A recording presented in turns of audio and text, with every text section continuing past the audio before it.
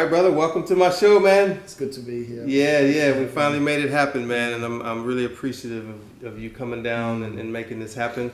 So, what's interesting, I watched some of your interviews, and it was good because I got to see how you actually pronounce your name, because I was pronouncing it wrong the whole time. I was calling you Xhosa Cole, and it's actually Xhosa Cole from the way you explained it, but you kind of wanted to go into a little bit of the history behind the name and the origins of it and everything, so I'll let you explain that.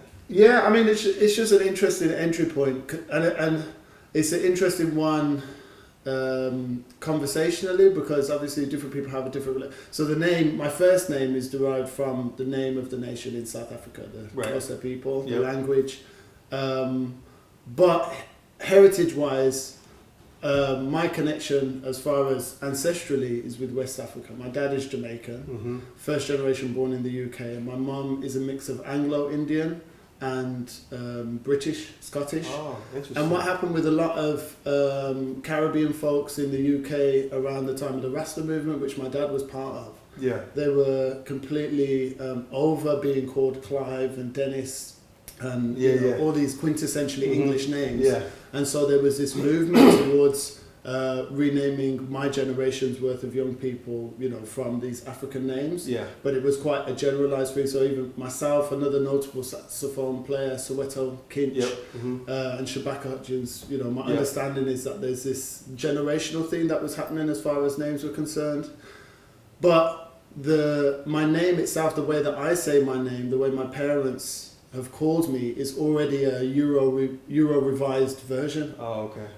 Because their understanding was like such that, how would the British, young people, whether they were Caribbean, black, South Asian, whatever the case might have been, how does that name, that language fit into this culture? So it's not so much as an identity crisis as more of an identity query, because as I say, my familial connection ancestrally is with West Africa, so it's interesting to have this name from the continent, from a different part and stuff. So Oh, okay. And so how much of your father's influence comes to you in your upbringing from his culture, the Rasta movement, which includes food, music, way of life and everything? Was that a part of your upbringing? Yeah,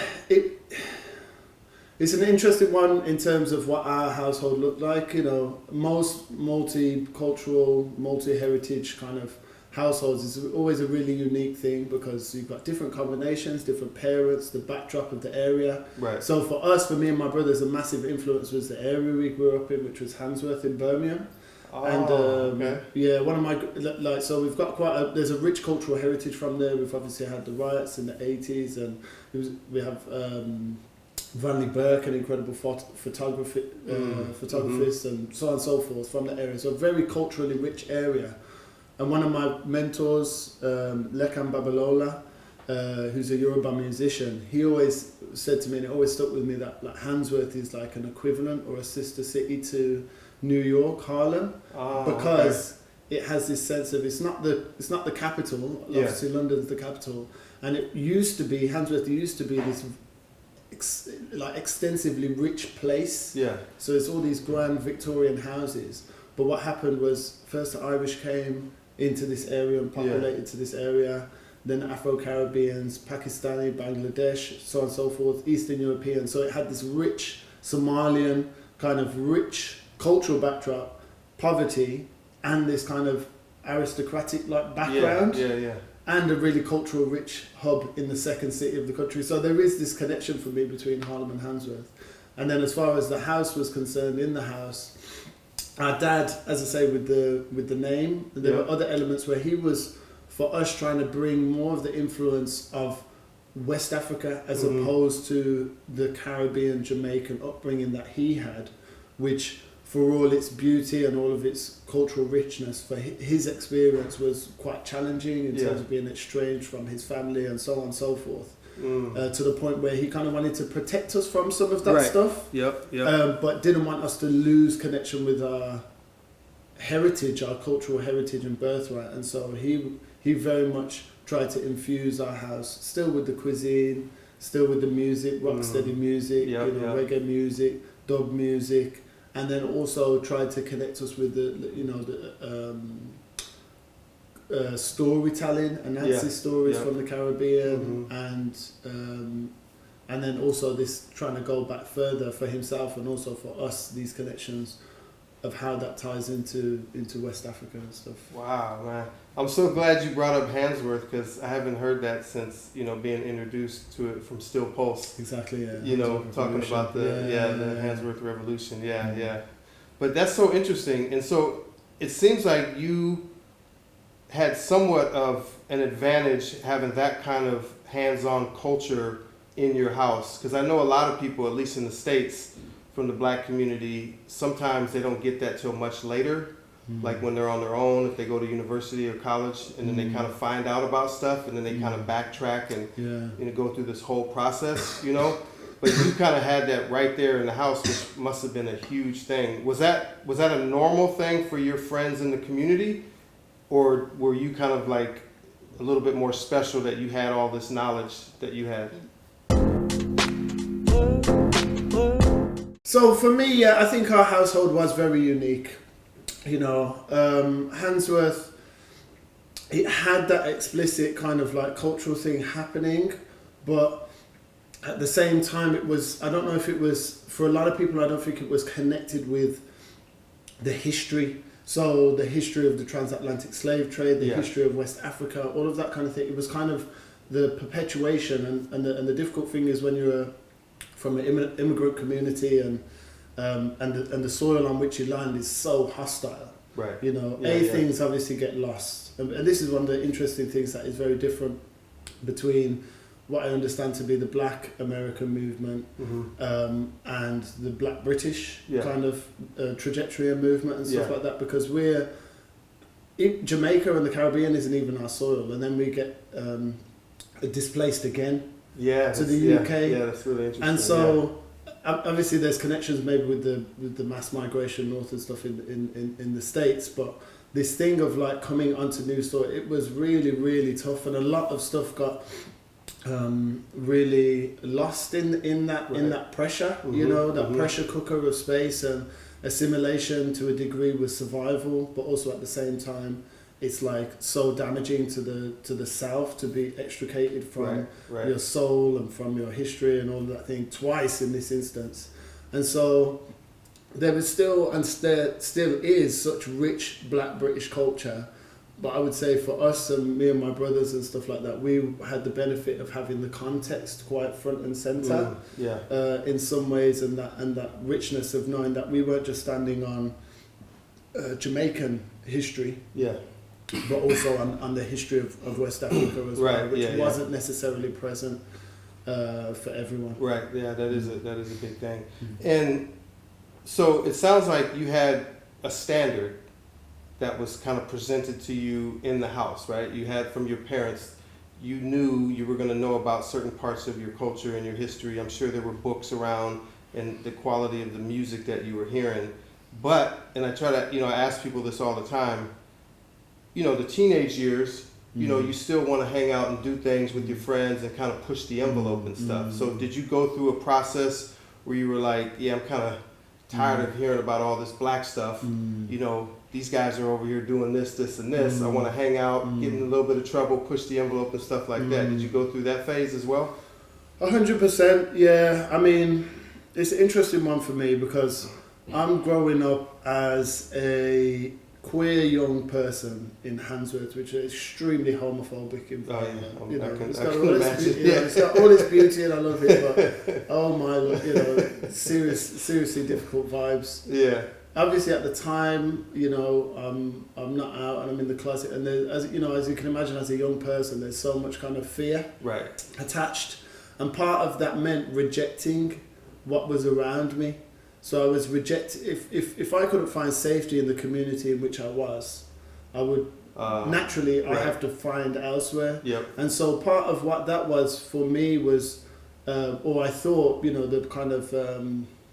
I think my, as I say, younger person brain was like, okay, I need to really push in a direction. That could be in science, or I used to love science, used to love maths, English, music happened to be the thing. I just knew whatever I did, I had to excel the kind of, as I say, the scarcity mindset in me was like, I've got to excel so I can create social mobility in order to be a free person, you know, to live my life in a way that is not in this environment. So there was a rejection of environment in that sense, but what that meant was estranging myself from some of the parts of me that were in that space. You know, I was essentially moving more. So then after the school, I went to Holyhead. I went to a grammar school, which was majority white grammar school, and learned how to be in that environment, which for all of its, you know, bad parts, also was a much less homophobic space, if that makes sense. But then I wasn't getting that part of my garden that was the cultural thing.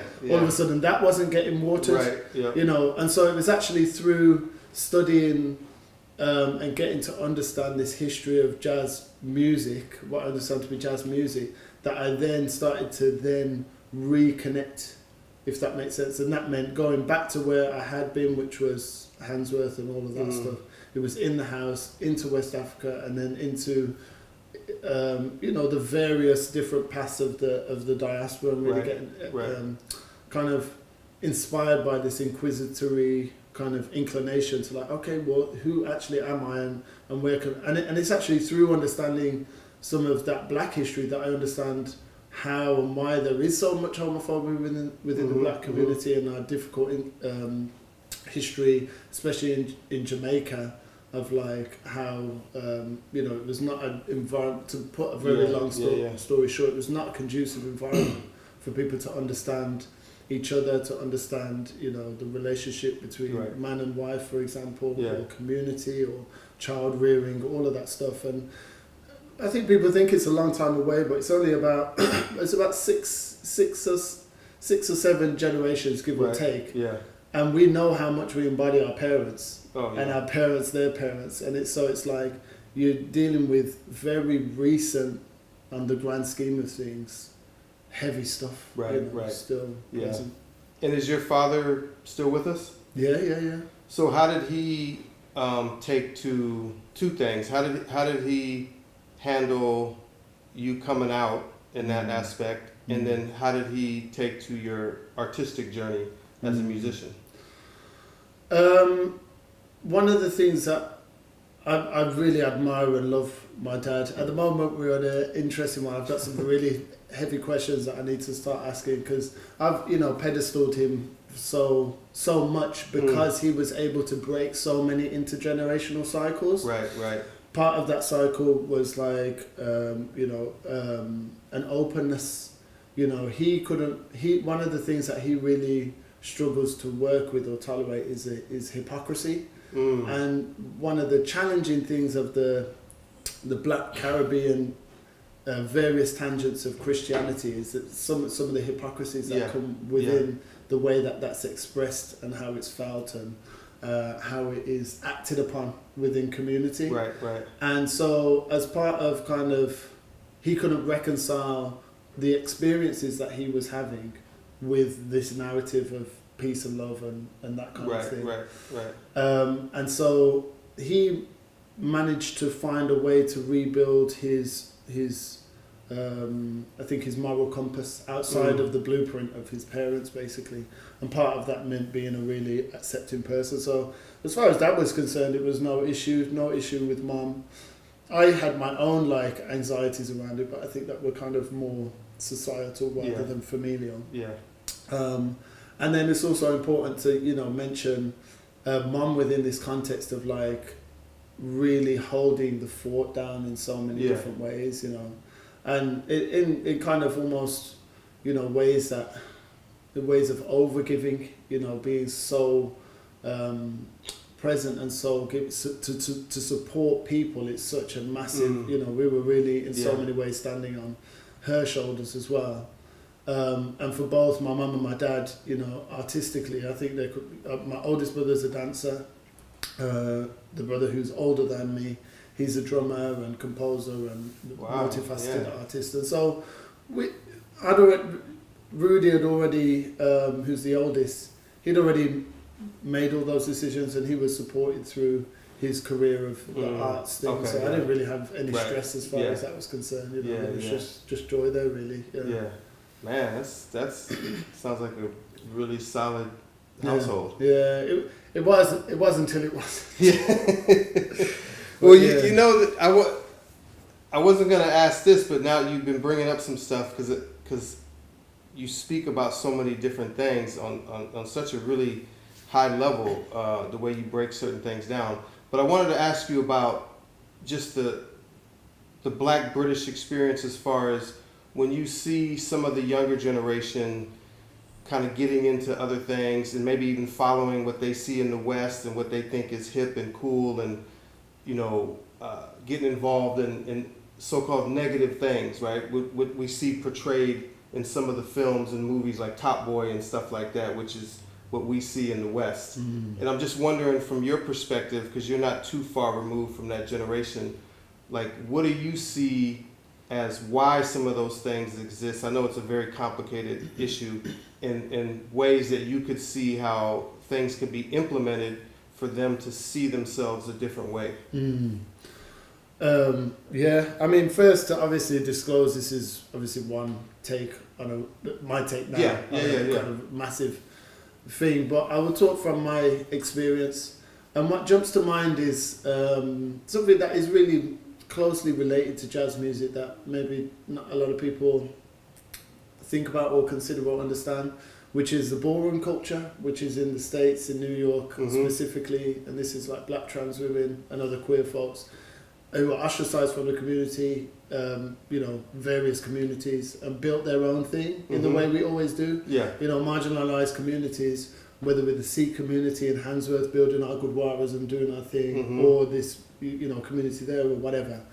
And anyway, one thing that they do in this ballroom culture, they kind of walk in these categories, kind of like a you know, like a fashion walk. Yeah. That kind of thing. But they have different categories for different people. So they walk realness categories. So if you're a trans masculine person, you will walk as real as a business person would walk on Wall Street, or you would do, you know, high femme or whatever the case is. I went to a gathering of people in France, a queer gathering thing, and we did a little kind of pseudo ball thing, and it was like butch realness, which is like as street as you can get. And it was really interesting because I wasn't expecting to get so emotional, but I was walking in a way, and you know, we code switch depending on where we are. Both as, for me as a mixed heritage person, that's loads of code switching. As a queer person, that's loads of code switching. And a massive thing of the ballroom culture is code switching, how to survive. Right. Because if you're trying to pass in a hostile environment, the same with assimilation, it's exactly the same thing. Why, you know, for the Caribbean community, dressing up in our smart clothes so that we can come close, even though we know that, you know, we're all sleeping in the same room. We're trying to project something out that maybe isn't 100% authentic or true or something like that. That's a bad way of phrasing it. But anyway, I was walking in this category of butch realness and really embodying what I felt from my youth, which was this strong black masculinity, this kind of fear-invoking person that is an image that is pressed onto us so much as young black folks. And it was really interesting because I know myself to be, I can be rock solid, but I can also, more often than not, of fairly soft in my demeanour. Right. And it was so interesting to be able to present this hardness, to present this thing that would, you know, in the different parts of London or wherever else in the UK, would literally incite fear, you know, this way of walking and this way of presenting and, you know, all of that stuff. But I was feeling inside of me this double consciousness of my self-knowledge as a soft person, but presenting this hardness. Now, how this relates, I think, to the young people, what we're kind of discussing in this area, is like if that image is pressed and presented onto you so much, you do find there's an element of finding solace in it or finding safety in it, or if our masculinity or our strength or our power or whatever is stripped away from us in so many different ways, we're going to cling to the ways in which we feel that is present or accessible or available. It's like, why are so many black people security guards? You know, it's here too. Huh? It's everywhere. Yeah, it's because it's everyone in the States. It's because of how we've how black scary masculinity is like so that's funny, a way of how we've you know survived and stuff like that. Is we've harnessed this thing that society's already implemented onto us. There's an opportunity for us to feel powerful within that context, and also the benefits of the business of like harnessing this kind of societal thing. So yeah, for young people, I can see and understand why therefore people embody these roles and inhabit these like ghosts almost, because we are so confined in opportunities and ways that we can go. And also, you know, I mean, all different communities around the world have great things and different attributes and stuff like that. There's some things, you know, that people have written so many books on, this unnamable thing, you know, what is this blackness thing? What is this ability to dance and to move and to elicit joy and music? There's so much resources that are innate in so many young black folks in around the world that need a trajectory, you know, because if they don't have an outlet, you know, a creative outlet, an intellectual outlet, an academic outlet, a physical outlet, that energy's got to go somewhere. It's not just going to stagnate, you know, and that's when it erupts, whether it's through, you know, the next riot or the next whatever the case is, you know. So I think it's about, you know, what avenues we have available to us. You know, when so many doors are closed, you know, you have to only pick, you know, unless you're going to knock them down, which people do. You know, we knock doors down, and the few of us do. But at the same time, that's not the journey for everyone. Right. Yeah. You know. You know, there's something I truly believe, and I do want to get your take on it when it comes to, and this is kind of moving into the jazz situation. And a friend of mine told me this years ago in the early 90s when I was just getting into the music. And he said that in the black communities across the states, he felt it was not an accident that this jazz music was not really accessible in these communities. He felt it was not like by chance he thought it was intentional. Mm-hmm. And coming up through this music, like I truly believe that this music could really shift the consciousness of the youth in these certain areas all over the world. And I know Coltrane was really trying to tap into the sound vibrations and the waves to shift the consciousness of humanity, basically. Mm-hmm. But I just want to see what you think about the power of this music, if given it in the right way in these communities, could really change like the behavior of people. Mm. Yeah, there's kind of like two main areas in that for me. So the first one is maybe, as you say, the potential and capacity for this music the potential and capacity of this music, full stop, probably. Yeah. And it's like, when we think about what we're actually doing as musicians in a space, it's really formidable. You know, we're you know, it's like, obviously there's a social element, there's a diplomacy within it, there's a democracy within it. Yeah. There's also, and it's interesting not to go too utopian about it, because it's got all the other stuff. A great friend and a mentor, Jason Brown, was like, you know, it's also got the tyrannic in it. It's also got the egotistical in it. It's got all the facets of humanity is within this music. Right. It's like a little microcosm and testing ground of everything. Yeah. But used in a way that, and I'm very lucky to do teaching, and I love teaching. You know, seeing the transformation of young people through the music is really incredible, because you're dealing with a person's sense of identity. You know, it's a really personal thing. This is my voice, presenting your voice to people. Learning how to lead, and also how to be led, how to be cooperative, how to listen, to create space for each other, play, and then you get into the kind of like metaphysical stuff of like literally playing around with time and playing around with structures and stuff like that. So it's like, there's no doubt in my mind that within the right context, you know, this music has the capacity, you know, I mean, in my utopian thing, and I've just finished reading a great book by this author Ursula Le Guin, who's like a sci-fi novelist, and she wrote this book called The Dispossessed, where there's two planets that are kind of in oscillation, and one is basically a capitalist planet and one's a more like communist planet. And like in the communist planet, no one, for example, works. They just like take tasks and take roles, and we're given roles that they all kind of agree to because they want to do it together. But anyway, in that, their education system, like music is 50% of it. But it's not seen as school, it's just seen as a vibe. Yeah. You know, and then the academic side is not seen as school, it's seen as a vibe. And it's like, because academia and pedagogy within the West, it's a really long legacy as well, you know, pedagogy and academia within the West is like, it's designed to indoctrinate people and create people into vessels to continue working and upholding the structure. So it's not an environment that's conducive to self-autonomy, you know, self-determinism, self-determination, all of that stuff, you know, that jazz has the capacity to do. And I think uniquely because, or not uniquely, but the improvisational quality is such a key thing, because we're not emulating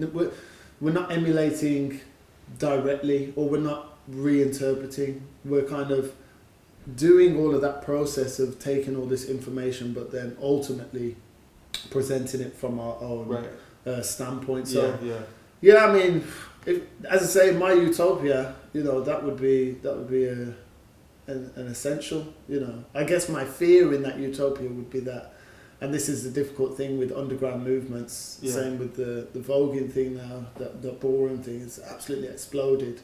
And it's like, it's hard because there's some of the potency or the richness that is lost when things explode, you know. And I think the same is true, trying to reconcile the state of affairs with what jazz is, you know, in terms of where is the boundaries for that. Because it's like, again, this friend Jason Brown was like, you know, if everything is jazz, then nothing is jazz, and it's all just music. You know, and it's like, so I do want jazz for the world, but I'm also know that would mean a massive change. In our you know.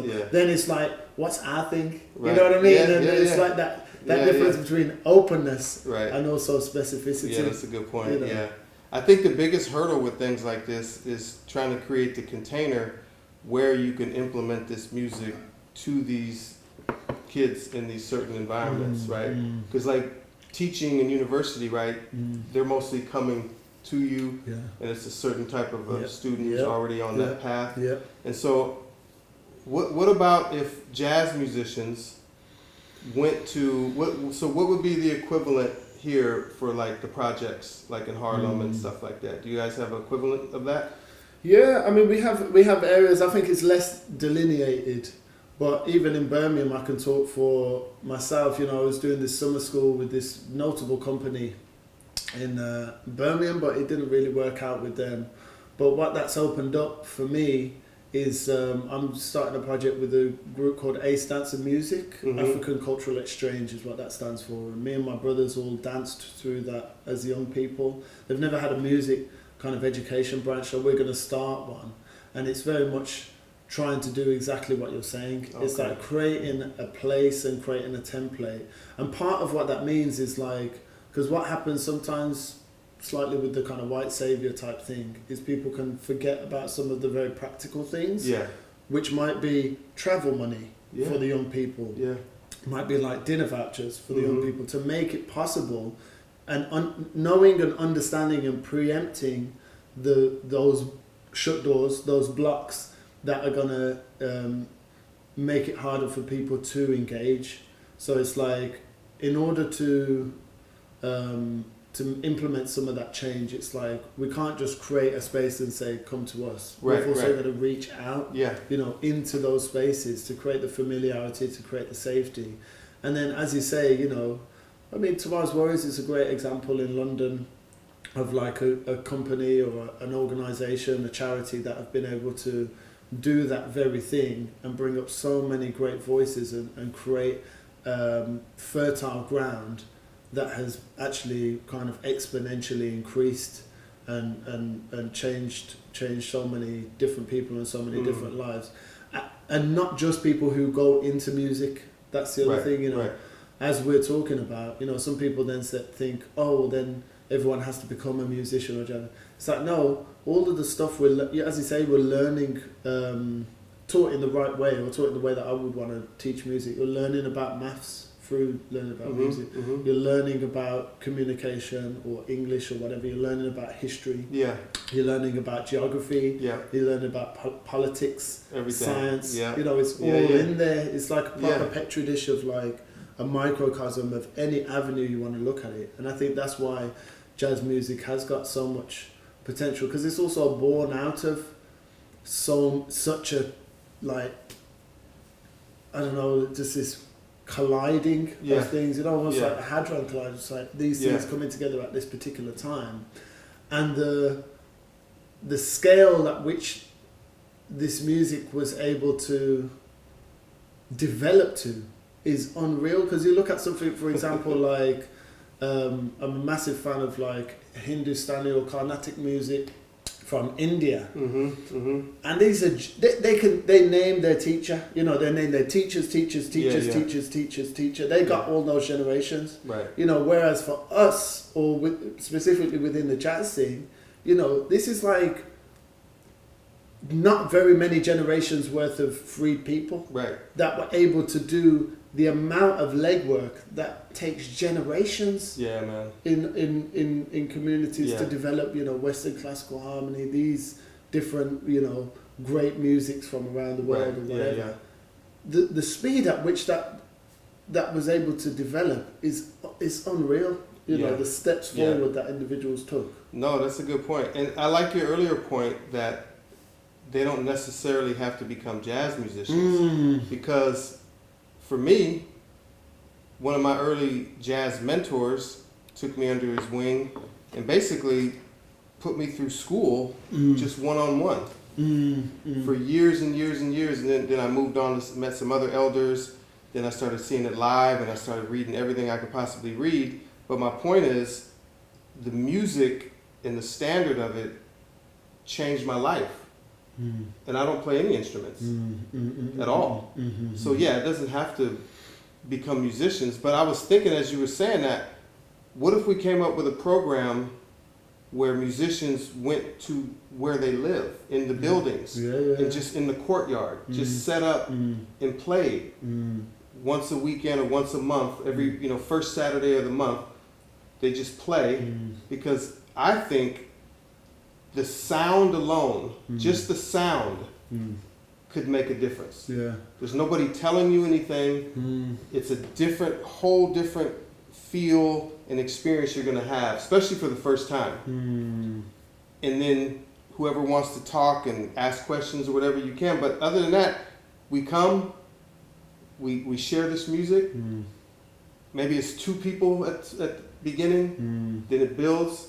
And then they start to realize this is a thing. And you know how it is, man. The tough guys are going to be like, I don't got time for that. And then one of the other guys is going to be like, no, let's check it out. And then slowly but surely it becomes a thing. And the sound, I think, just starts to resonate with them. Just a thought I have. We go to them. That's exactly it. You know, it's extending the olive branch. You know? And I think, again, it's like I was looking to do... One of the places where I think I probably learned the most was this, for myself, was this project, which was duets with different percussionists from the diaspora. And one of those was Jason Brown, this drummer that I've talked about again and again. And I think he's really been, for me, an anchor point or an access point, because he's one of in terms of the UK, he's really a pillar of the scene, kind of bringing that... Basically, you know, I booked him for the project, and I said, how would you prefer to be identified? Because identity was an interesting question for me at that time, and is now. I was like, would you, like, for example, Black American or African American? And he was he's from the States. He's from the States. Oh, I was assuming he was from here. No, so he's from the States, and he said, actually, if we're going to go into it, I'm a 4th generation freeborn American. That's how I would identify. If I was going to be specific, that's how. And so having these conversations with him was really insightful, because, again, as far as the jazz scene was concerned, you know, he was really the voice that for me resonated the closest and the loudest. Right. And something that came up to me was this, again, and I recorded those conversations and put them onto the record. And there's a bit where he says, You know, jazz is meant to be played, you know, for the people. You know, that means, you know, find a club, find a park, find a space. He says that, you know, you've got to play out and about. That doesn't mean you have to play this, but you have to, you know, make the music accessible for people. And that's part of the difficult thing, as I say, when things get swept up into a slightly more marketable or, you know, commercially viable project, is that then the potential to bring music, well, it's not that the potential moves, but I guess the incentive moves. People start to get less inclined towards those. You have to really actively move towards community, because that's not where the financial incentive is, if that makes sense. I'm just talking slightly more pessimistically, but from the psychology of where and why that doesn't happen. But you do have people that recognize that kind of deficit that's there, and actively move towards, you know, and we have to point to those people. And then, you know, somebody might spend 20 years, you know, and then, oh man, you know, I really want to go out and do something, and that's great. Or someone might, that might be part of their thing from the get-go, or people might have a bit of a time. You know, so it's not like everyone has to do everything all the time. But it's like some of us need to focus on that, you know, to make sure that it becomes a cyclical thing. And as you're saying with the universities, that's where it's like, it's tricky, because it's like, especially with, you know, access to different kinds of education becoming more and more about, you know, access to finances. You know, especially as jazz becomes more institutionalized pre-university level. So junior conservatoire models, obviously one-to-one tuition, you know, elitist kind of like music making organizations, that kind of thing. It's not that they're inherently bad, but it does mean that there becomes this like income gap between people who have access to information at what age, and so that means that, as you say, for us, you know, some of us need to be kind of holding that torch to say, okay, we're doing our thing, and we also need to be looking back to help keep bringing people through. You know, there was one more thing I wanted to ask you about, kind of before we kind of jump into your whole jazz journey, and it's because I've seen you in certain interviews talk about other subjects besides just the music, but I did see you do some. You talked about the history of the blues, and then just hearing you talk about your own personal history and your connections with the islands and West Africa and all these different aspects. And where did you kind of dive into all of these different things and become so eloquent at breaking them down, besides just jazz, just your sense of history and your knowledge and all this stuff? Did you just go hardcore into books and universities or elders? I know you know, obviously in the household had some, but you break stuff down from so many different aspects, you know what I mean? I just think it's like an impressive quality to have. I think that one thing is as I say, it was quite a short period that it kind of started for me, in terms of, if my life had taken a different direction, I wouldn't know a lot of this stuff. I maybe have expertise. It's because of the relationship between jazz and its history. Oh, okay. That was the incentive for me to like have that sense of looking back to look forward, the roots to grow, all that stuff. That was kind of the model for it. But I think the other thing that is really important is like the intersectional thing of being a black person, also being a queer person. And it's like, when you're at the intersection of different experiences, it's harder to live within the status quo that's presented to you. And it's harder to just take things just as like, oh, that's, you know, that's fine.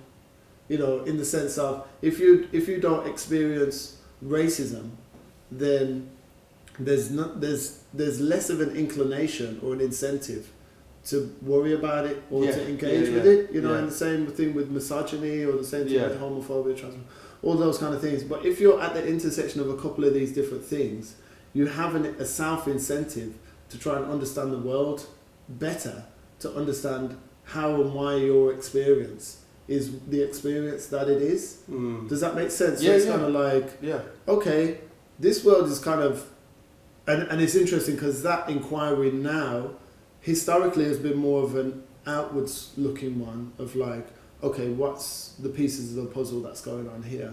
But now it's actually reflected inside to say, okay, well, what's the parts of me that are on a microcosm reflecting some of the, you know, the difficulties that we experience on the global level. You know, all the crazy things that are happening in the world are also happening in a microcosm within ourselves. Yeah. And it's like now I'm looking into that, you know, where am I overextending myself? Where am I asking too much? Where am I too prideful? Where am I resentful? And that's partly being in like my first really beautiful first partnership relationship with someone. You start to obviously ask all those questions as well, you know. So yeah, I think those two are the things really. I really do think that, you know, I just feel blessed when I, you know, think about, you know, because there was a time where I really wanted to do classical music. Yeah. You know, and I just think, thank goodness that didn't happen.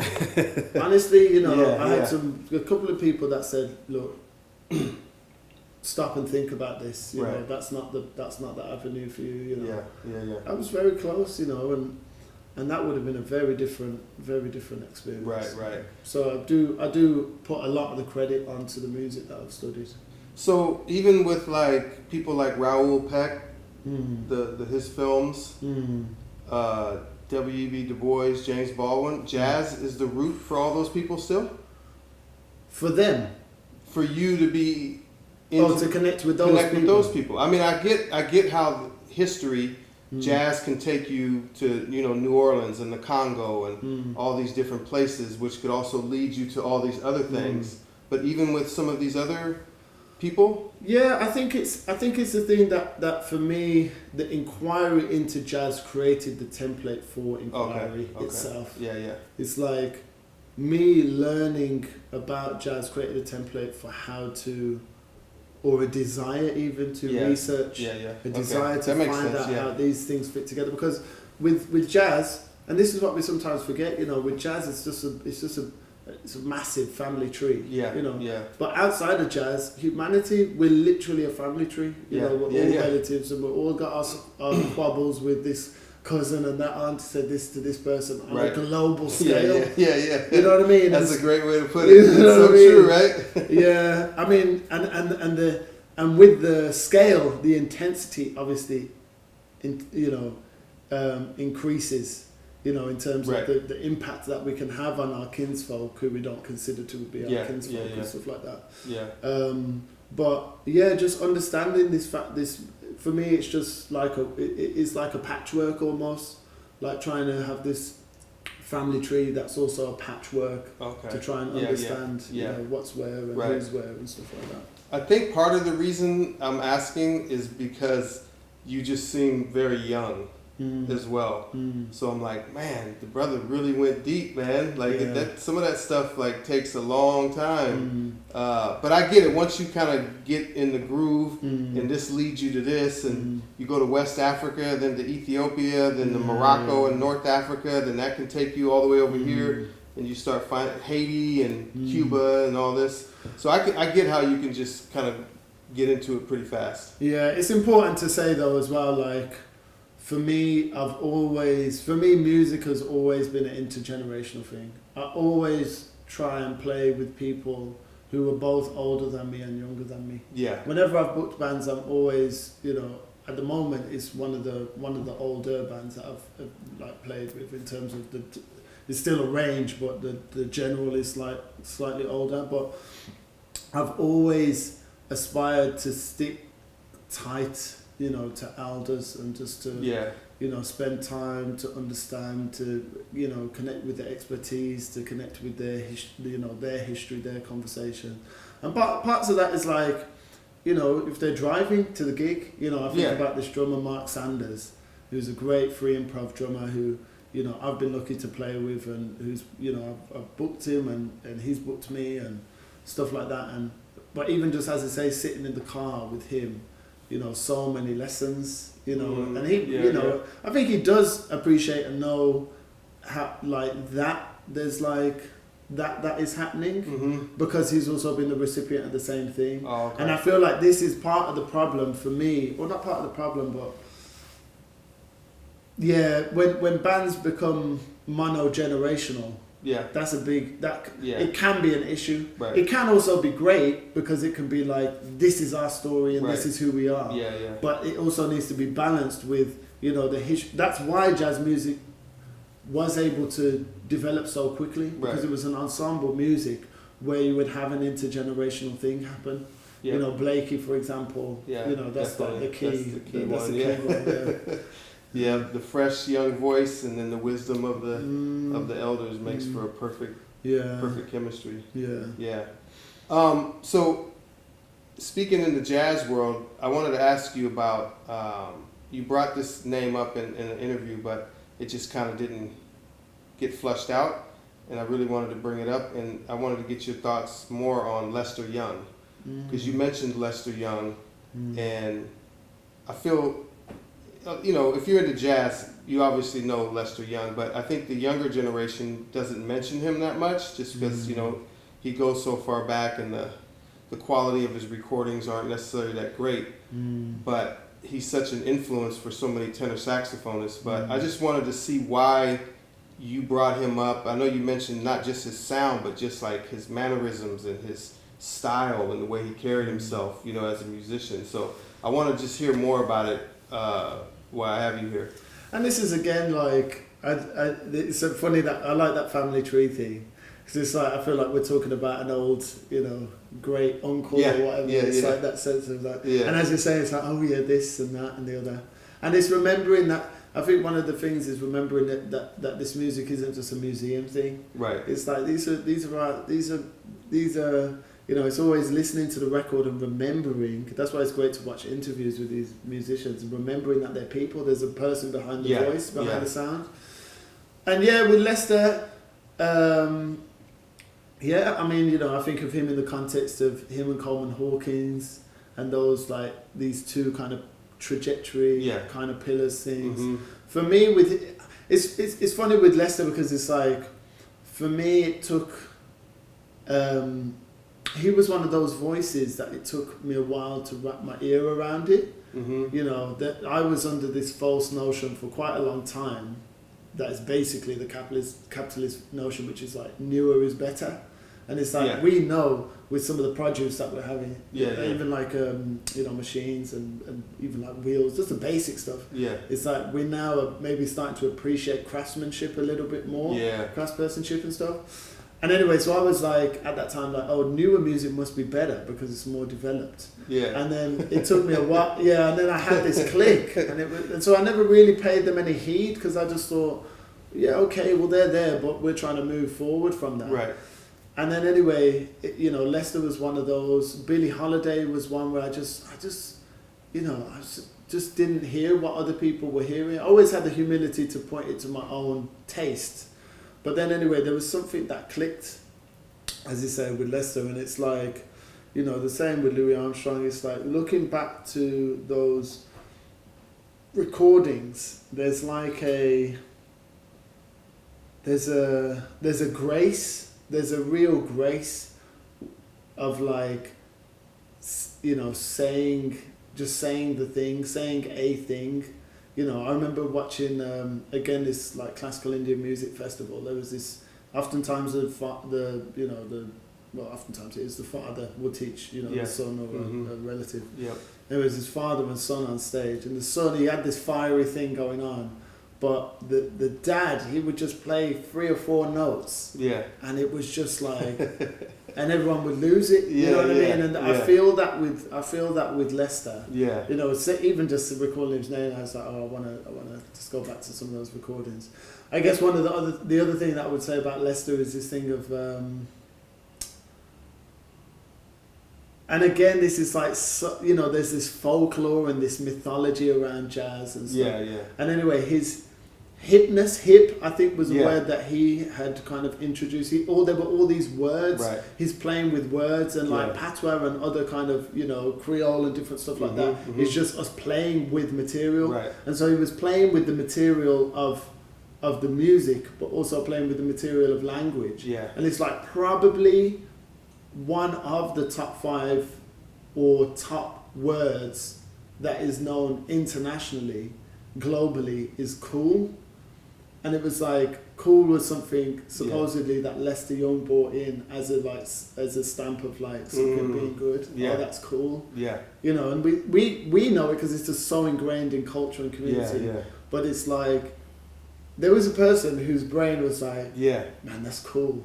Yeah. You know what I mean? Yeah, and that person, to my knowledge, that person's Lester Young. Yeah. You know what I mean? So, and then you think, imagine the global impact of that word, cool. You know what I mean? So it's like, we're moved by the ghosts of our past, whether we kind of acknowledge them or not.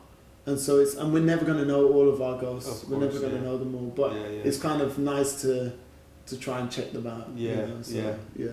I don't know for a fact, but I feel like cat might be. Yeah, exactly. Yeah. Associated with him. I think probably most of this. He seemed to be the slang person. He seemed to be the slang person. Yeah, he's good, man. Yeah, he's really good. I was gonna say it's interesting how I came to know your music, and for some reason, they told me that, or they painted this picture that you were like this heavy, avant-garde, free jazz saxophone player, right? So that's all I thought at the time, right? Yeah. So when I started listening to your music, I'm thinking, okay, it's gonna be like some Albert Eiler, Art Ensemble, Chicago, Roscoe Mitchell, Pharoah Sanders, like heavy stuff. And then I saw your thing on, you taught this whole thing on the blues, and you were playing all this, like, old classical, like, early saxophone, Ben Webster and Coleman Hawkins and all. I was like, oh man, this brother can swing. You know what I mean? I wasn't expecting that. I don't know why that narrative was given to me. Were you ever in that kind of a realm? Because maybe the connection with Pat Thomas, I think, is he considered kind of free jazz a little bit? Yeah. So that's what they told me. Yeah. It's a funny one when you put your stuff out into the world. People do what they do with you. It's the same with performing. Yeah. You put your thing forward, and that's only half the thing, because you've got a whole bunch of people there, hopefully, to watch the thing, who are going to receive it, and something's going to happen within them. So for me, I'm someone who's always, I guess, I've lived at both sides of the spectrum to a degree. Okay. In the sense of, bop was my bread and butter. That was my kind of like, that was really where I developed everything, basically, musically for me. Pretty much most of what I have musically is through the bop lens, understanding how that all fits together. Yeah. Harmony, melody, rhythm, time, improvisation, phrasing, all of that stuff. Most of that stuff I found through the bop thing. But always part of my journey has been the free thing. They've both been, but I don't see them, and it was again through speaking to Mark Sanders, this drummer. Yeah. And he was like, what a lot of people, and especially young players, end up doing in the free thing is they think, oh, I need to move away from everything the idea of being free is turning away from who I am and abandoning myself and creating all these noises or something like that. Whereas Mark was like, no, free is an opportunity to do all of that stuff, to be yourself, to bring, for me it was bringing the bop element into the free stuff, and vice versa. I learned so much through bop. So the music I've presented has been very, what might be considered conservative at times, very well put together, thought out, in suit and tie, literally, band, beautiful arrangements, classic, very like user-friendly music. Yeah. And then on the flip side of that, I've also presented music that's very,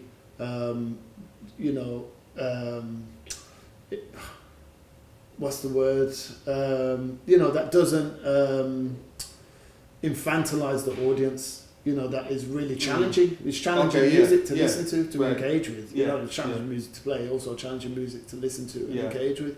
And so it's interesting because different people in different pockets of the scene will know me as a different kind of player. Oh, okay. And also different audience people will know me as a different kind of player. And what has happened, just of circumstance, as I was presenting this more accessible music early on, I gained a lot of trust from a lot of audience members. You know, they trusted me, you know, partly in like aptitude and ability to play or whatever it is. And then I would later down the line present to those same audiences really challenging music. But because they had that trust, they love it. You know, and sometimes, as I say, what often happens with promoters is they're like, oh, that music's a bit far out. Right. But because they know me, you know, they're like, and I would play stuff that's probably more out than some of the people that they would not book on the basis of them being playing too far out, if that makes sense. So, and even I've had it, you know, we played a gig a couple of months ago with Pat, and you know, I've had it about 2 or 3 times with that band where I just say, it's a band, you know, Free Monk is the project, we're playing Monk's music, but like freeing it up. And we just look at each other and say, you know, either before the gig or after the gig, that, you know, this is going to be too much for this audience. And without fail, every time, you know, audience members are coming up afterwards and they loved the gig. You know, we you know, when you finish the gig, you think, but I think that might have just gone completely over their heads. But it just goes to show, you know, the capacity of listeners. You know, we underestimate our audiences. We underestimate people's ability to deal with heavy stuff. You know, but if you frame it, and I always talk to the audience before I play to make sure that they realise that I'm not completely crazy. You know, or that I've not gone completely crazy. You know, and then as you say, we do get you know, blacklisted sometimes. You know, oh, that player's too far out, or that player's too far out. And sometimes it takes someone to be able to bring us in. So it's like, you know, it's been really, you know, playing, for example, you know, Ronnie's is fairly conservative vibe. Ronnie Scott's the music that's presented, you know. And anyway, you know, I booked Pat, and they loved it, you know. And Pat, you guys played there? Yeah, Pat playing at Ronnie Scott's, you know, and he was, you know, he was laughing, thinking, you know, you know, he couldn't even remember the last time he was there, but you know, we have difficult experiences sometimes when we present challenging music, more so in the past rather than now. You know, and so it's like, you know, being able to. I just sometimes love that juxtaposition. If you're expecting this thing, and you're going to get that thing, and it's like, I don't necessarily want masses of the audience to leave, but there's also something in my brain that's like, if a few people leave your gig, it's not necessarily a bad sign. You know, it's like, okay, you're putting something out there. You know, if everyone loves your book, it's not a good book. Do you know what I mean? It's like, what's it doing? What's it doing? You know, if we're repackaging the same stuff, it's got so crazy now that we're making remakes of remakes.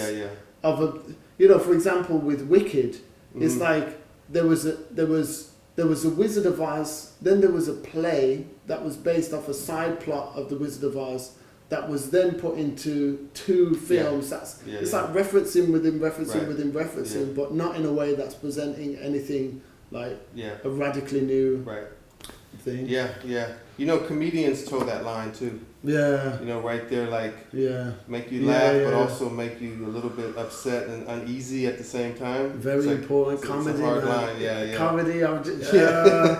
That's a tough one, huh? It's a tough one. You know what? Yeah, I was literally watching the latest Dave Chappelle special this morning. There's a new one that's come out. It's called The Unstoppable. Oh no, I don't know that one. I haven't seen that one yet. And it's a comedy. I know, you know. Okay, just on a skill level, or on an artistic level, it's like, wow.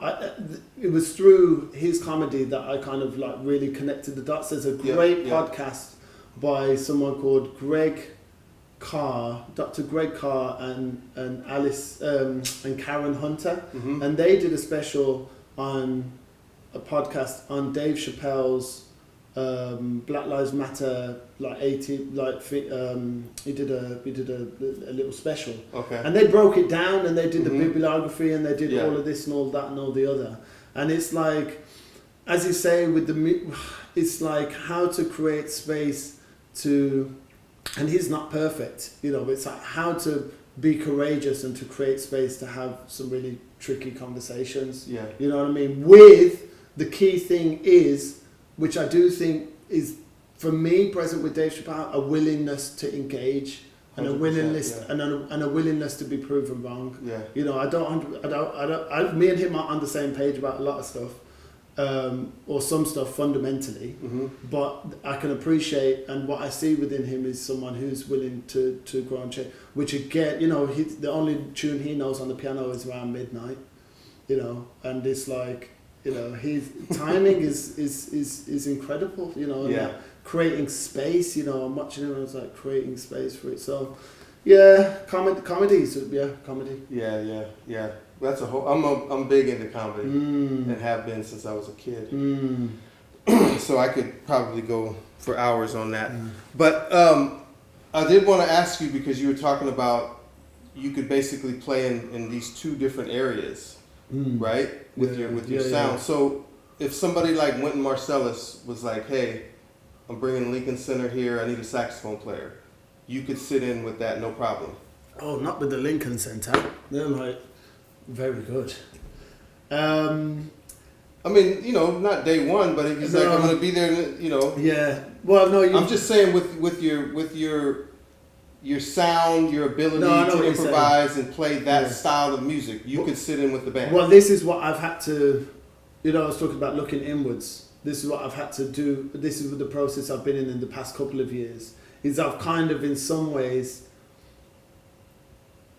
again, you know, mixed heritage people, sometimes we get confused about our sense of identity because there's always a question mark behind it. And we're orientating ourselves and code switching so much that it's like, where do I find the authentic version of myself? Is it with my black cousins having like Caribbean food in Croydon, having a good time? Is it with like my white family on the beach in the Isle of Wight? Is it with this group? Is it with that group? Is it with the other? And what I've found with the music has been the same thing. I was getting so confused about who I was musically because I was just so yes. I was like, yes, I'll do that for you. Yes, I'll do that for you. Yes, I'll do that for you. So yeah, I could, you know, sit in with the big bands, no problem. You know, I was lucky to play with the Midian Youth Jazz Orchestra and got my reading chops together, how to play in a section, all of those skills. Learned how to play, you know, more tricky small band charts, how to play free, how to do session work. All of this different stuff was part of, you know, my previous kind of, I would say, in an intense way, maybe 5-6 years worth of working, and also writing music and stuff like that. But what I realized was like, I was just kind of flailing around in the wind. You know, there was just so, I was overstimulated and not focused. I was very focused, but focused on too many different things. And so what's been the case more recently is I've been like, okay, this is where I want to engage with this inquiry here, and in order to do that, the work that I'm willing to take on now is either my own stuff or stuff that's in a free improvised lens, because if it's I was contorting myself too much to manifest other people's artistic visions, if that makes sense. So it's like, oh, you need this, I'll give you that. You need this, I'll give you that. You need this. And so I was losing my sense of self within that. Mm-hmm. And so, whereas within the improv thing, I know whoever books me, I can play how I'm going to play. And either they book me again or they don't book me again, and either of which is fine. But on the gig, I can play how... In the improv set. Yeah. So-called free set. Yeah. I can play you can go whatever they want what's you to true go. for me at that time. Yeah. Rather than being match fit for, like, as I say, you know, the Lincoln Center players have to be so match fit for that gig. And people who want to play really good, you know, like a really good bop thing, have to be really match fit in that particular style. if you imagine an athletics person, Yeah. you know, they can't prepare to be doing the shot put as well as the 400 meters, as well as the long jump and the high jump. Right. It's like, okay, you can learn from those other things, but it's difficult to sculpt yourself when you're running from this part of the pitch to the other part of the pitch. You know, there has to be a room for specialism to a degree. For me, at this time in my life, okay, there has to be. There might be another time in, you know, however many years where it's like, oh, forget that specialism thing. I just want to do everything again. You know, but for now, it's more in that focus. Right. But the follow-up part of that is I was also going to say, besides the Lincoln Center situation, so if somebody said, hey, we're doing a Sun Ra tribute, we need you to play John Gilmore's saxophone role, you would be at home there? There's being at home, and then there's the tributes thing. And it's like, I would love to have the experience of sitting in that chair and trying to evoke that spirit through my playing.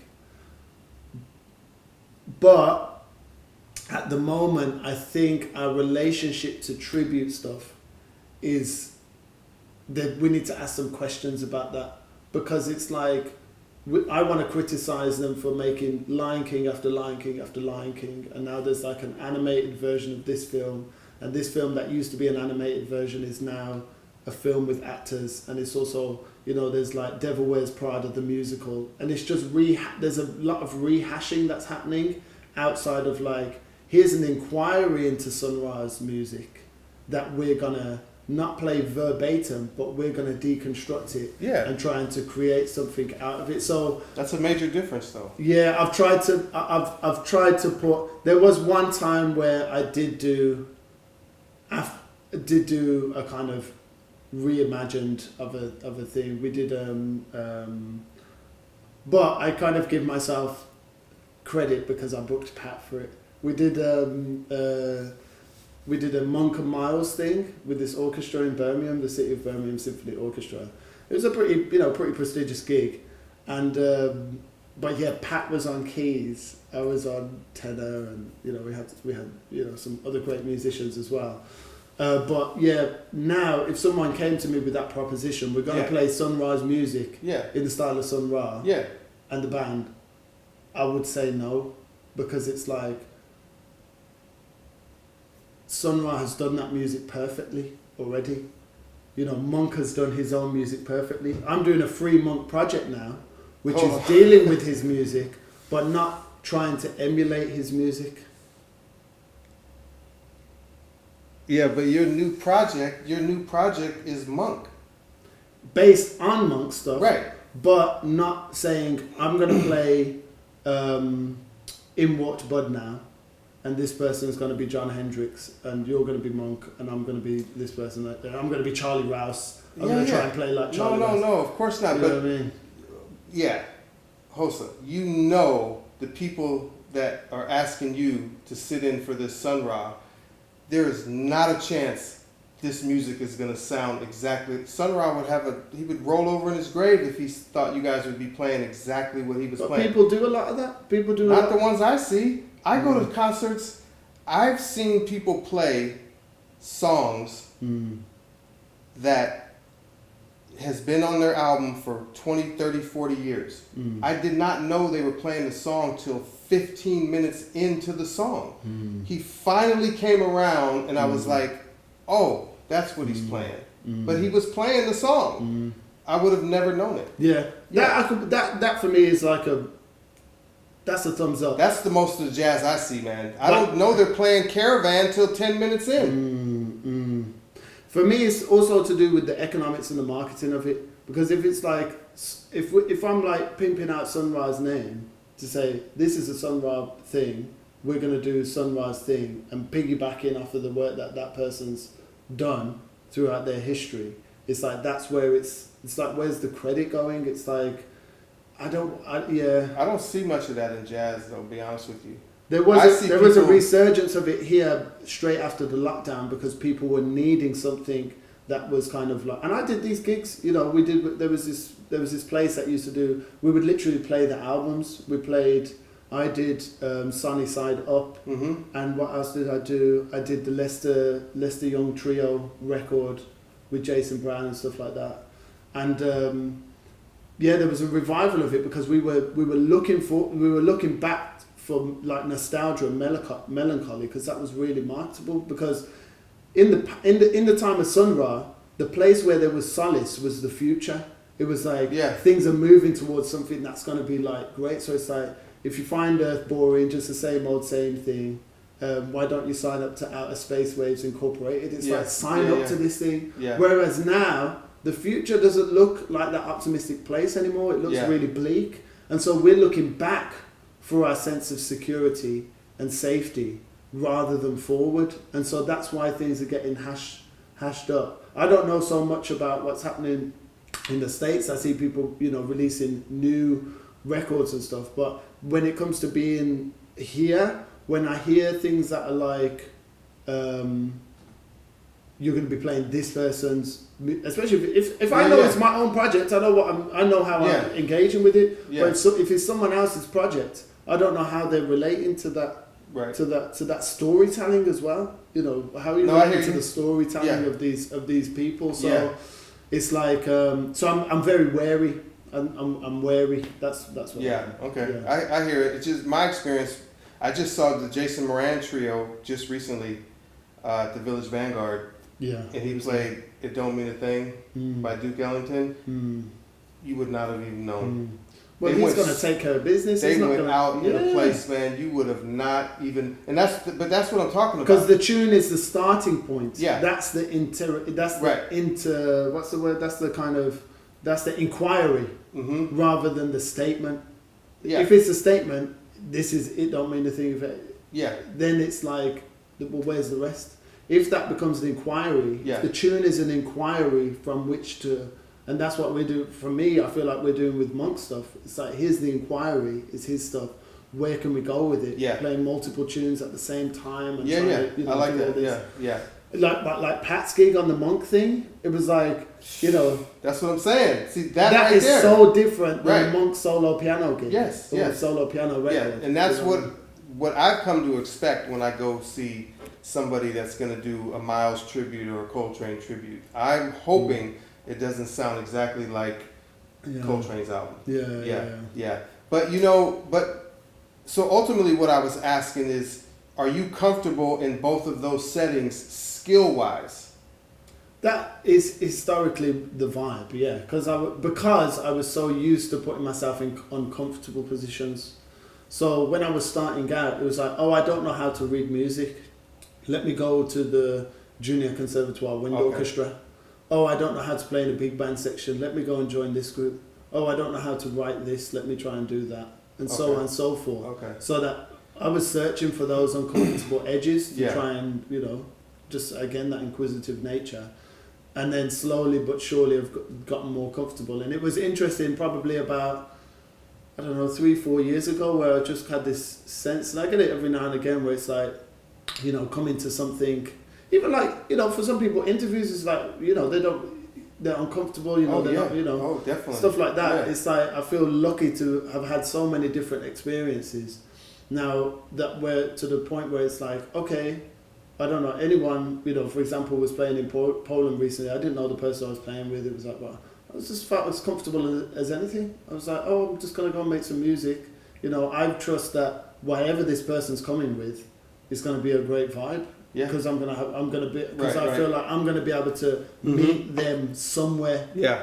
You know what I mean? And that's play, and a part of that's playing with people from different musical heritages as well. That helps. For sure. Having that connection. And that's the thing. I used to go to. There's this great Irish pub, and I used to go to their session. Yeah. The Irish folk music session with my classical flute, and see if I could hang and hang out, or the local literal the oldies kind of choir, just go and sing with this choir. I don't know how to sightsee. Okay, let me go and sing with these people in this rich part of town. Right. Yeah. And I'm sticking out like a sore thumb. And I'm just trying to play the parts. But what's interesting though is your answer when I asked you about Lincoln Center was very surprising. Because your first thing was like, whoa, I don't know about that. They're really good. They're great, man. Yeah. That's what they do. You know? But I'm just saying. But this is what I'm saying. It's like at what they do, and they do it really well. They're just swinging. Yeah. They're playing, they play new stuff, but they're playing, Winton's all about, honoring the tradition. But they play new stuff and they're swinging.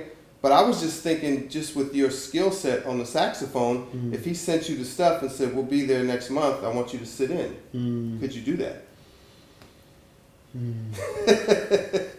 It's a hard one, man.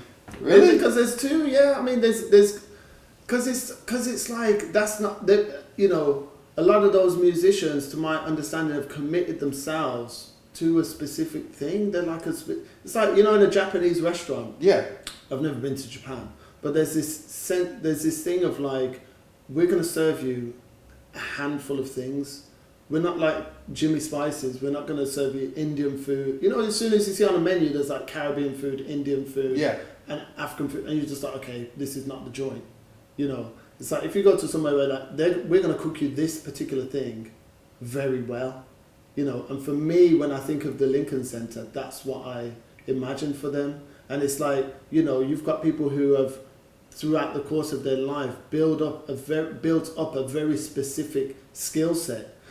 This is another example. When we did the gig with the CBSO, there was another alto saxophonist, and then there was a person that I'd booked who was Rachel Cohen.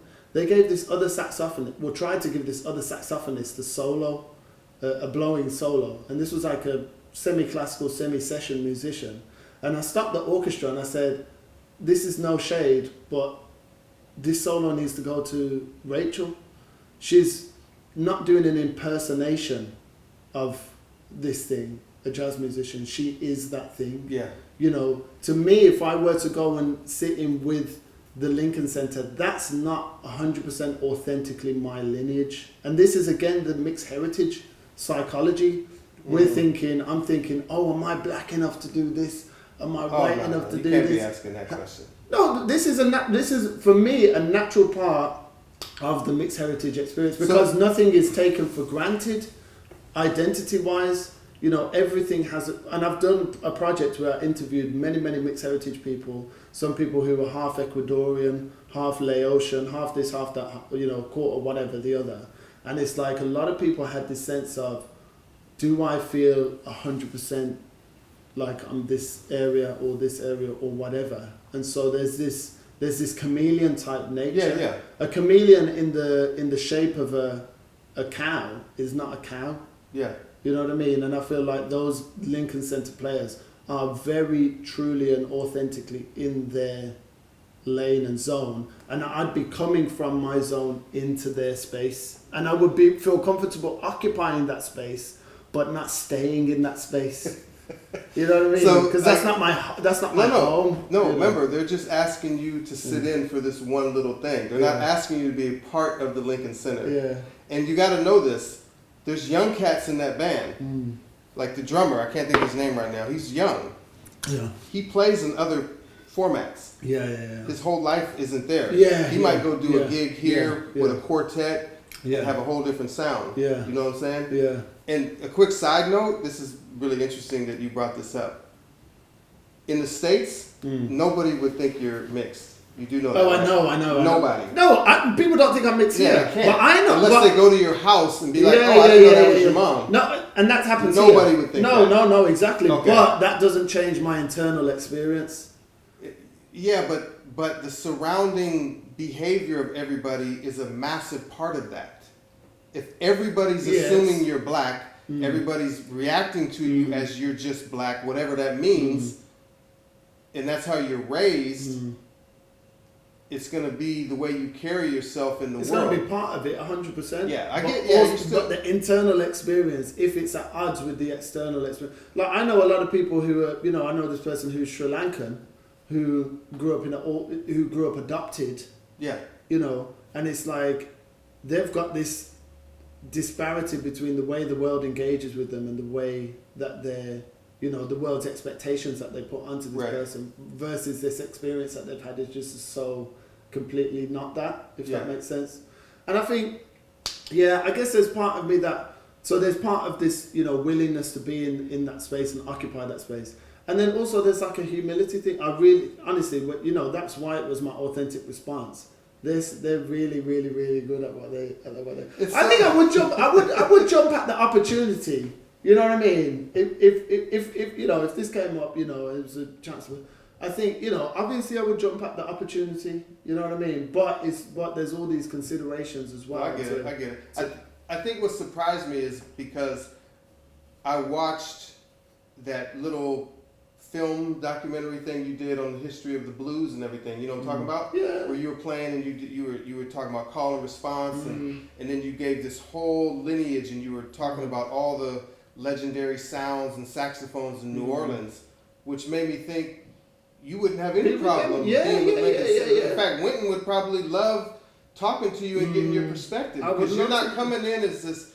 Sometimes free jazz cats can get so stuck in like that whole world that they don't even pay no attention over here. But you are rooted in that. But the same is vice versa. You know, sometimes people get so stuck in what's so-called straight ahead. Of course, yeah. And then they get really blinkered. You know? Yeah. And so it's like no one's infallible. But we would have a great time because there would be, you know, a good amount of like reaching towards, you know, we were talking earlier, reaching towards 100%. And it's also reaching, that's what I love about the classical Indian music thing, you know, their relationship to, it's hard to deal with humility and mentorship and leadership outside of, like, in a way that isn't like super like, I'm in charge, I'm the boss type thing. Yeah. And it's like, to my understanding, you know, there's definitely pockets of that classical Indian music scene where they deal with it really well. You know, they deal with the humility thing really well. And so it's like,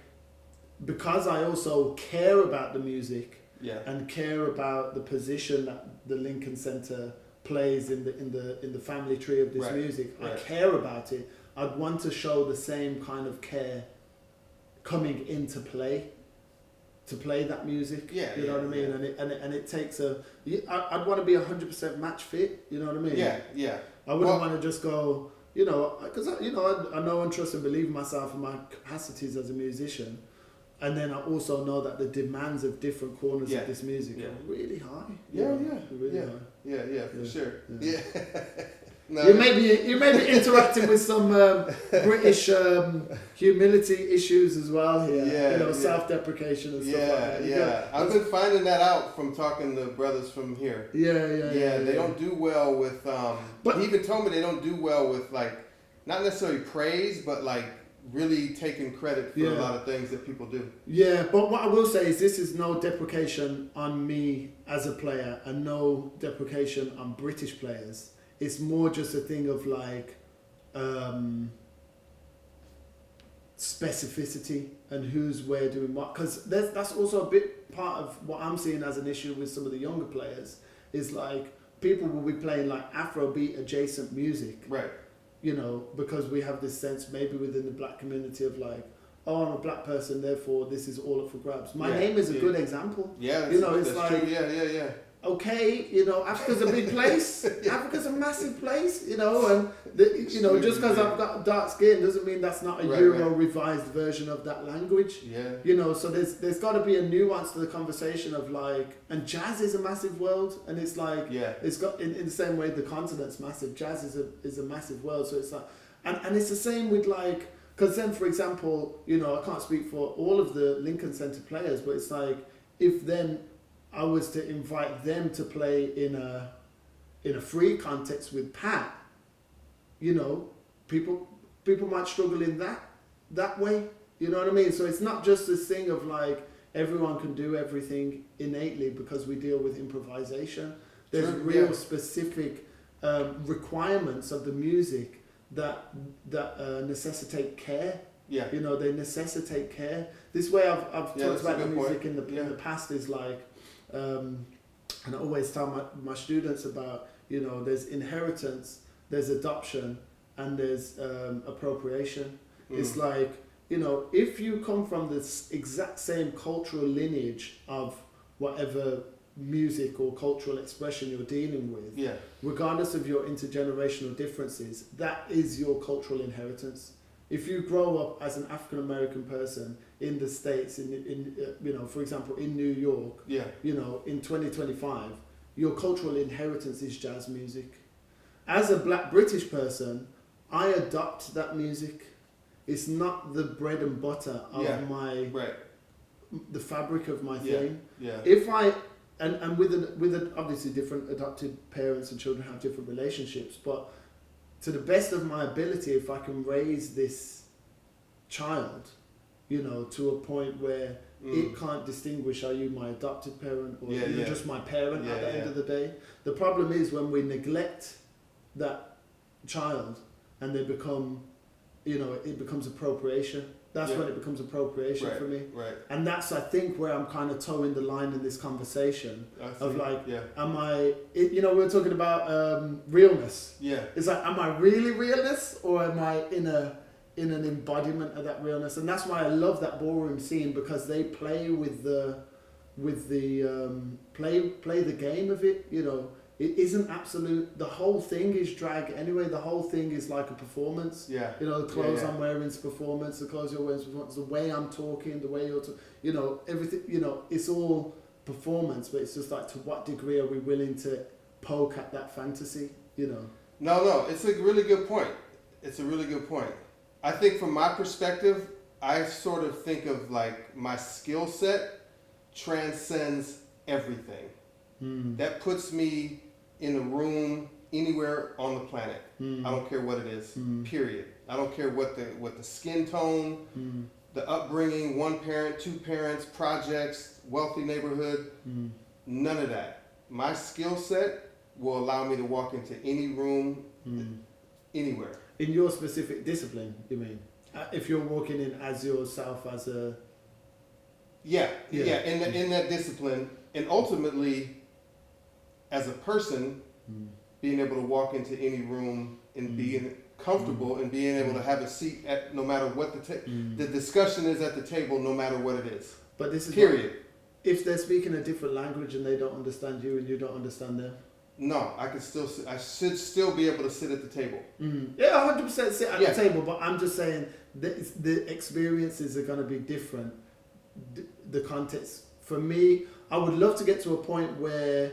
I think part of the humility of jazz music is a willingness to be open to learning from others, and it's like that's why we engage with like classical Indian music. That's why John Coltrane's son is called rap. You know what I mean? Yeah, of course. It's like and all of these kind of things, and so I think there's a duality. There's a sense of having a really strong integral sense of self, which is like turning up, showing up, bringing and presenting your full self to be able to engage with the other, whatever that other is. And then there's also like the humility to go, I'm engaging with an other. What can I learn from this? So it's like, if I, again, in this scenario with the Lincoln Center thing, it's like both. It's like, how do I remain strong in myself to say, I'm a person who's got a really strong musical, cultural voice, etc., and identity and capacity and skill set and all of that stuff. And I'm also someone who's come in with a great sense of humility and grace to be able to go, okay, I really want to take care of this music. What can I learn from you to be able to operate in this world in a way that feels authentic and true, and humble and all of that kind of stuff. Yeah, so I wanted to ask you, you kind of touched on it regarding the States and stuff like that. For you playing the sax, was it a daunting task for you knowing the history of that instrument and the history of great musicians coming from the States and you looking at it like, well, I'm from here, I'm not from there, am I still going to be able to like take this journey and be sufficient on this instrument? Was that ever a conversation you had? I've never thought about it in that way. It's more just that, because it's that combination of, at the start, there's an ignorance there. There's like, oh, this instrument's cool. I love playing this instrument. Let me play more of this instrument. And then there's learning a little bit more. So you're moving away from ignorance towards knowledge. Mm-hmm. And then within that gap, it's like, oh, I always saw it as empowering. It's like, oh, wow, Sonny plays so well. That's like so empowering that someone's played that. Yeah. And I obviously feel a certain Caribbean connection with him. specifically, but let's say Coltrane, for example. So every time there's been a move away from ignorance towards knowledge, it's like something that I've found more empowering rather than daunting. And it's like, there is an element of the more you know, you don't know kind of anything, and the chasm becomes bigger. Yeah. But it's also, for me, what I think has been recent is, as I say, finding the peace within myself to say, okay, I don't need to know everything. You know, there was maybe a time in my life where I just felt like I needed to be the best at everything and whatnot. Whereas now it's a bit like, I'll see a gig and a saxophonist play, and I'll be like, I'm so glad that person plays so well. You know, I'm so glad they play well because they've done all that work, and they're their particular stitch on the fabric, rather than me trying to be the whole thing. It's like, let me just be that stitch and try and be that stitch really well to the best of my ability, I see that. and be empowered by all the different colours, and also framed and shaded by the other colours that are around. You know. No, that's a good way to look at it. Yeah, I asked you recently about an album that was one of the most impactful or influential albums. And I was actually surprised at what you said. Yeah. And you mentioned Sonny Rollins, one of the greatest saxophone players of all time, with the Modern Jazz Quartet. And so, what is it about that album and his playing on there that made you pick that album? Well, I felt a certain kinship with Sonny Rollins from the get go. You know, his, he was just the first solo that I ever transcribed. It was from that record, Mambo Bounce. Yep. And anyway, I was at the conservatoire in Birmingham. I decided to leave the conservatoire in Birmingham. It was kind of just out on my own, trying to do stuff, and trying to teach myself and trying to learn, because I was like, this kind of form of teaching, which is just imposing your thing. I was like, no, I want to discover this for myself. I don't want, like, it's almost like spoiler alert when everyone's like, oh, this and that.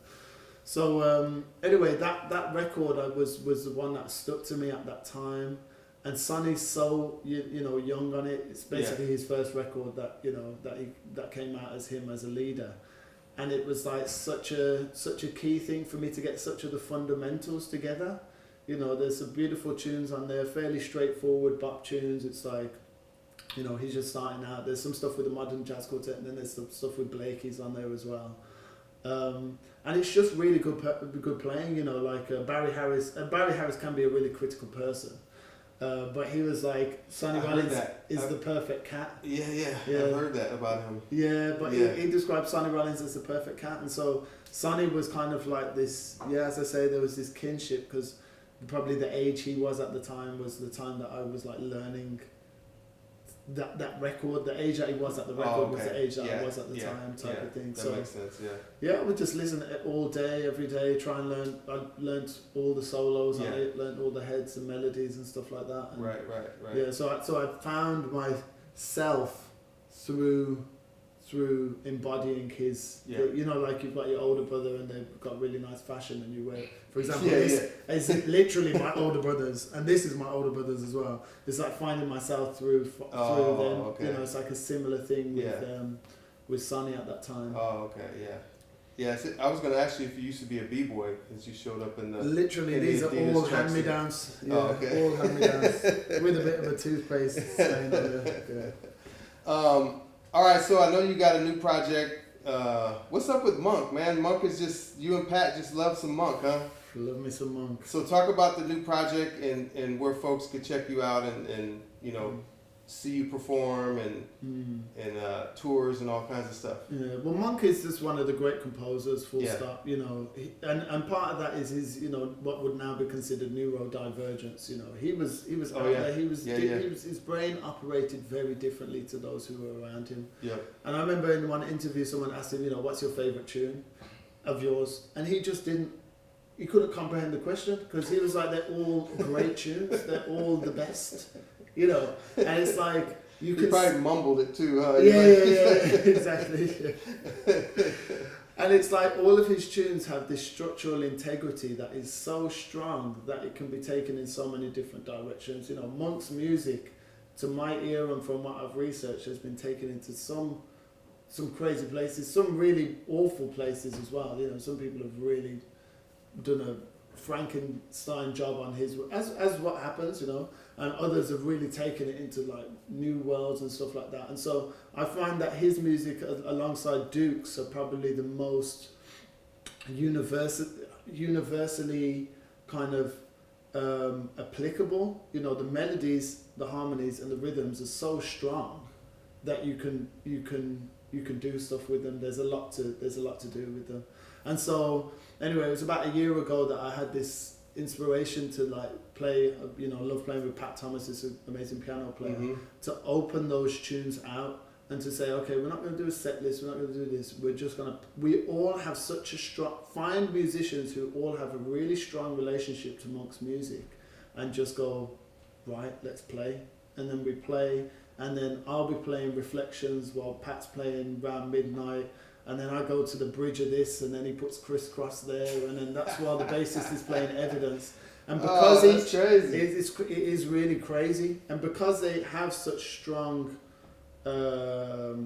foundations, they have the capacity to live side by side, and you actually start to learn that a lot of the tunes are related. Reflections and Inward Bud have a special relationship. Trinkle Tinkle and Let's Call One have relationships. You know, all these tunes have like things that are like, they're almost their own little family tree in a way.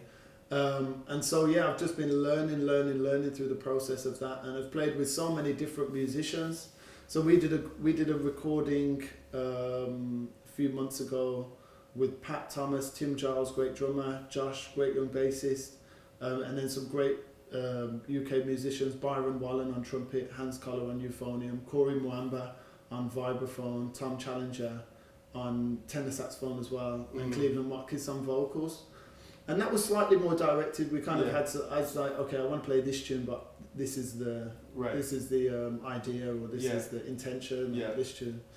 And so we're really chuffed with it. It's like almost these little portraits on these tunes that are very discernible. They're very recognizable, very Monk, but also have this level of being abstracted and reflected. You know, like with Bach's melodies, he will put them in retrograde and inversion and tamper with them. It feels like a similar thing, but rather than playing with notes, we're playing with the melodies. You know, so we're counterpointing the melodies to each other and stuff like that.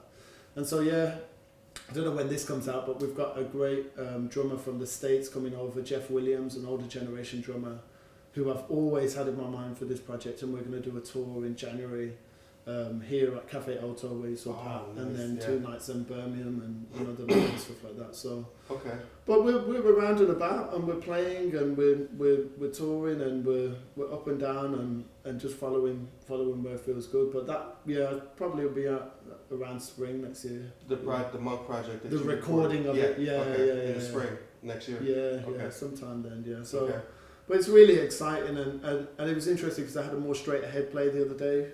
And it was, again, that match fit thing. I was like, it was a humility thing. It's like, okay, I want to spend some more time back here. You know, I've neglected this thing a little bit. Right. Yeah. All right, brother, man. Wow.